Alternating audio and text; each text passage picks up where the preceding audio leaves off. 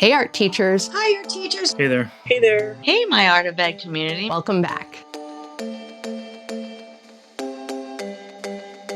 My tip for this upcoming school year is to take care of yourself. Have an emergency self-care kit with things that will cheer you up when you're having a rough day. Do what you need to do, make art, see friends. You're the most important thing to keep the classroom running. If you're not running right, then the classroom's not running right. Your creativity is your superpower. Even as a new teacher, you have a lot to offer, and you've learned a lot of things that you're excited to share. So embrace the making of videos and not being fearful of perfection. Please, I encourage you to share them with all of us. Also, don't be afraid to toot your own horn.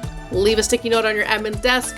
Call your local paper. Let them know what you're doing. The majority of our job is prepping materials for our students, but we also have to remember that prepping those materials is also part of the process. And would your students benefit from helping you prepare those materials? So sometimes it's about working smarter and not necessarily harder. Paint the picture of student learning in your art room. Show how authentic it is, how valuable it is, and use that as an advocacy tool. My favorite art teacher hack is playing Magic Trash. You keep your eye on a piece of trash, and whoever throws it out, they earn a sticker from the sticker store. And it's great on collage days where there's tons of paper scraps on the ground. As you dive into a brand new school year, remember this. Everything in its place and everything has a place. But at times it's very overwhelming. One little hack I use is this grid method of students actually placing their artwork back